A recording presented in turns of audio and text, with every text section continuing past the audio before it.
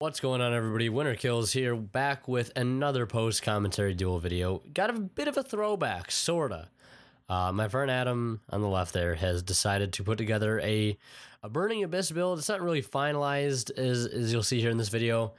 He does have the proxy a few cards because it is 2018. You know, you expect really to have a full BA deck. You know, he's got a majority of it. So I said, yeah, why not? We'll get a video on it. We'll see what happens. We'll play a match, see how it goes. You'll see me opting to go first, starting off with an Abyss, then going into Megalo. Met with the Ghost Ogre, unlucky.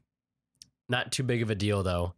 And I've gotten very, very good with, I will say, for the Mermail combo is basically just opening up Abyss in any water. So long as things go to plan, you just basically Moulin your opponent turn one, and it's just such a very reliable first turn play. You see, with the Ghost Ogre, it stopped me setting up the Moulin play, but I stopped my play completely, thinking that, you know, he's either going, and I have the judgment there on the Dante immediately at the beginning. Just do not want that, you know, any effects to go off on that. He does bring out Farfa though, and that will attack the Abyss and put it in the graveyard, and then in face Farfa. Now, basically, the reason why I just stopped my play completely is simply because I knew that if and he does have the tour guide to hand, so that's useful knowledge. And if I just stop doing everything, I know he's going to attack and you know, put that water in grave to give me 5, or if he doesn't do anything, I'm going to send a water to grave to put 5 anyways. But he does have Mind Crush, unfortunately, to hit the Moulin Glacier out of hand, and I'm met with an anti-spell fragrance, which might seem like a big deal, but it's really not. You know, a quick Megalo, discarding a Gund and a Gamma Seal later. We've already got 2 Megalos on board and a Farfa to deal with.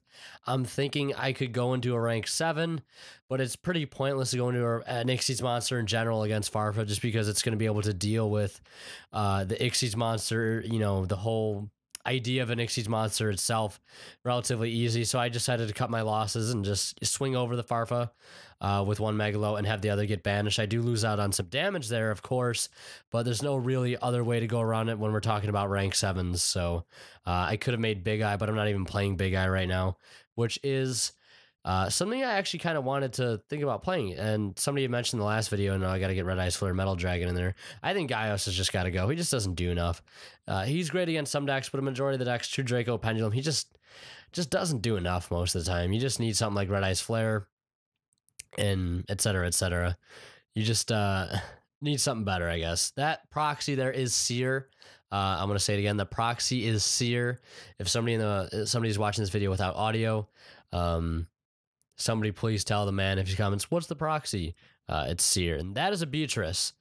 I apologize for the proxy. I don't know how most people feel about proxies.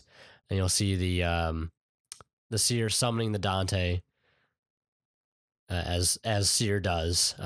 End phase search as well. And I'm going to end phase Sphere into Lynn, of course. This is going to have Fiendish Rhino Warrior. Very, very good card. I think when it hits the grave, it sends something along with it. So very good engine piece for BA currently. I think BA right now, it's playable. Like if you're looking for a deck to play, it's sort of like Mermail's. It can be very, very good against some things and not against others. BA has the chance to, you know, still be a very decent deck to play right now. I decided to go Lind into Osea to make sort of an interesting play, because I've got the Megalo on board, right? And I'm thinking, you know, maybe I can still do something, you know, regarding to bringing out some more fish on the board.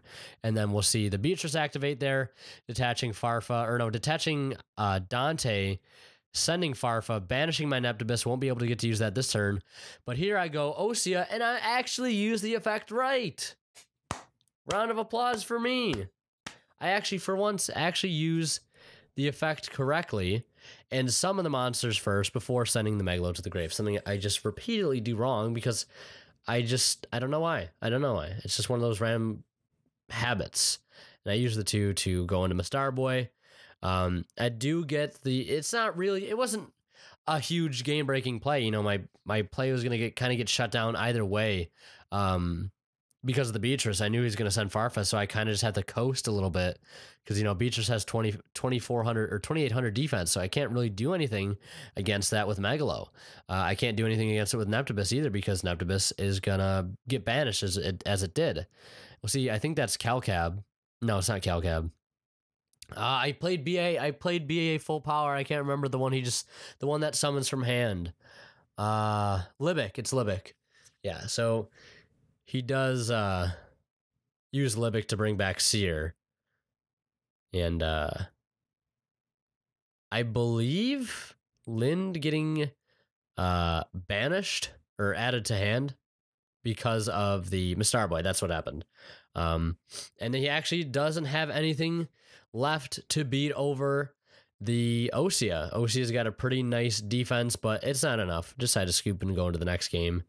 So his end board there, just a Phoenix Rhino Warrior, Dante, Seer, and Beatrice. So we do end up siding as well. I did side. I don't think any sides for me, but I had sides for him. Just a standard side deck that I've been using lately. It's not too special. I'm very excited, though. I did pick up a Nimble Sunfish from my friend Adam, and I had like 12 Nimble Anglers in an old Euro print Abyss Rising boxes that I bought a while ago, and I had like 12 Nimble Anglers in there, and now I got a playset of those. So I'm going to run the Nimble engine. If you guys got any like small tips for me with the Nimble engine, go ahead and throw them down in the comments. I'd be glad to read them. If you want to type a sentence, sure. If you want to type an essay, go for it. Any information, just I've never played the engine. All I know is that some people prefer it. And so here we go. Turn one with Mistar Boy into the Moulin Glacier. Hit a Ghost Ash, not a Ghost Ash, an Ash Blossom, and I think it was an Anti-Spell.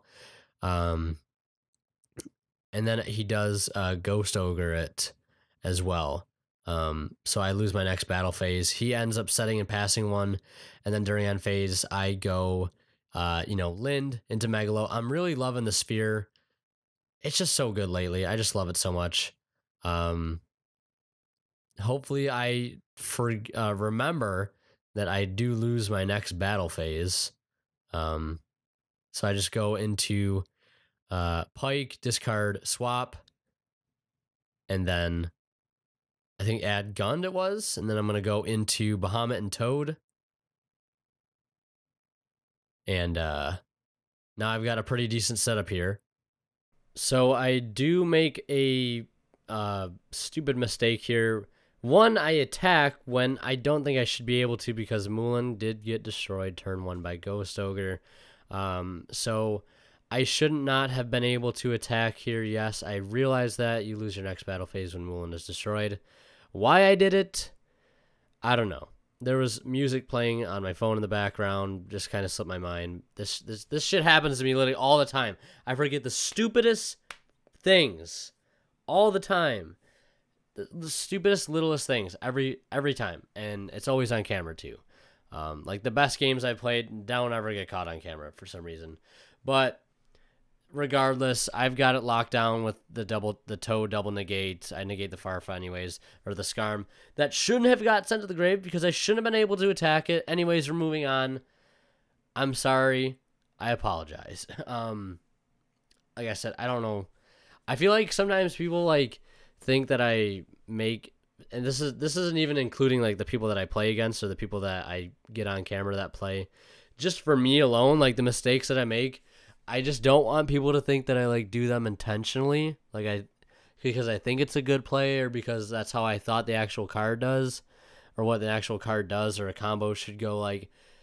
It's just most of the time it's just the stupid little shit that I end up forgetting that just makes me look bad, and it's rough sometimes, but that's how it is on these Yugi streets sometimes. So I start off actually in a pretty good spot. I end up opening Swap and Ronin, and I'm just able to special the Swap, discarding Ronin, sending Swap, and able to go into the first Toad without having to use my normal summon. But you're thinking, hey, what's he going to follow up with? If he already didn't have to use his normal summon on that. Oh, wait! I didn't open anything else to normal summon. He does have a Veiler in hand, it looks like. Opting not using it, though. And then I do get the Swap Frog on the board during the standby phase. He does use Dante, but I'm going to go ahead and use Swap's effect, or Totally Awesome's effect to negate it and steal that Dante over to my side. Still not opting to use that Effect Veiler during his main phase. But he will use Graph to summon Seer, and then using Fiendish Rhino Warrior to send one other card that I cannot see. It's just slightly off the screen a bit. Unfortunate. But he does have Barbar and Seer on the field. No, he did send Farfa. Okay, so that's why you see the face down Dante getting banished. We were both kind of confused on this. I stole his Dante with the Toad. He banished it with his Farfa, so it gets banished to his side of the field face down. Or, well, it's already face down to begin with. But we both agreed that it would return to my side of the field because I had taken possession of it. I don't know. It's just one of those weird Yu-Gi-Oh! Niche things that might be common sense for others, but for me, not so much. I'm not a judge, okay? I don't know the niche rulings. He's going to Barbar me, though, for 900 damage, sending, I think, a Libic, a Rubik, and a Skarm. And then looks like Seer will bring back Dante. Another Dante that had already been in his grave. And then we'll see Tour Guide come down as well. So he's kind of popping off here. I've already used my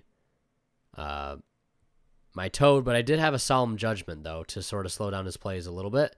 Goes into another Dante here. Mills Skarm, Mind Crush, and Dark Hole. And is able to, or no, that might have been a Livic or a Calcab, just returns the spell trap card that I had set to my hand. So that's why you saw that. Totally Awesome will get destroyed by the Dante. I'll take 300 damage.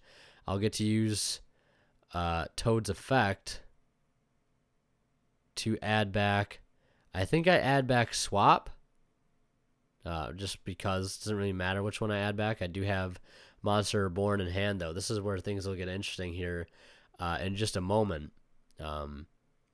So that Dante that he has still banished, this is another stupid mistake, just another forgetful thing. That should be on my field currently, so keep that in mind. I do Twin Twister both back row, discarding a Moray of Greed. Now, he knows from the previous 2 games, I was telling him, like, I don't play a lot of spells. It's Fire Lake. Surprising, I haven't seen that card in a long time, and I think it was an anti-spell that I did hit. He decided not to anti-spell, which is interesting, because I do still have that Monster Reborn in hand, which is kind of funny. Able to, since I returned that Swap Frog to hand because of the other Toad, I'm able to use Ronin again to make another Toad legitimately, and then Monster Reborn back the Toad that was in my hand, or in my grave, and then send it back over to him. Can't really attack anything because, they've got 2 high defense. And there's the other Dante getting returned my field like it should have been earlier, and me stealing another Dante of his. So right now I have a Toad and 2 of his set Dantes on my side of the field. I just decided to keep them face down because, it doesn't really matter. I can't use their effects. I don't want them in attack position. They got real weak attack. I'm trying to make sure he can't get them into his graveyard. That's why Toad is such a good counter to this deck, because if you can, you just make a Toad first, you steal their Dantes, and you keep the Dantes out of where they want him, which is to be in their grave to, sort of recycle that effect. We'll see a normal summon of Graph and perhaps a special summon of Farfa, or vice versa. I think, depending on what he's going to pop here with...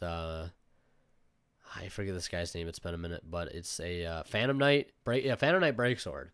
So right now I'm deciding, do I negate the Breaksword?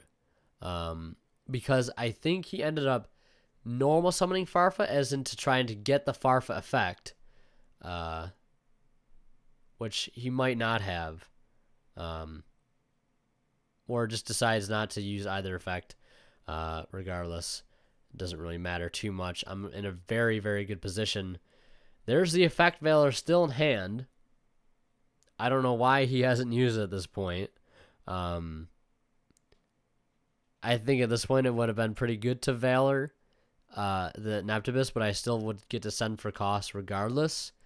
I don't know.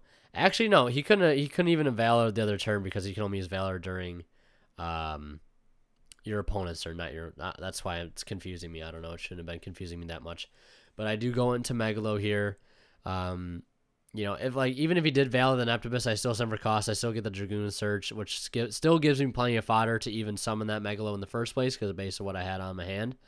So now I have a Dante, a Breaksword, and I get to use Megalo here to tribute Neptibus to attack twice, revive the Dragoons, and I basically have game on board at this point. Overthinking things as I usually do, just taking too long to just, you know, flip everything face up and attack for game. But that's it.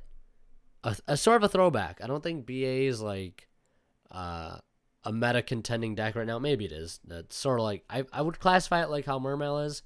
It can be super, super good in certain situations and not very good at all in others. I don't know. What do you guys think? Let me know what you think down in the comment section below. And if you enjoyed the video, let me know by leaving one of them thumbs up. Or if you didn't like it, leave a thumbs down. I don't know. And as always, guys, Winter Killer signing out. We'll see ya in the next one. There. I cannot speak today. I don't know what's wrong with me.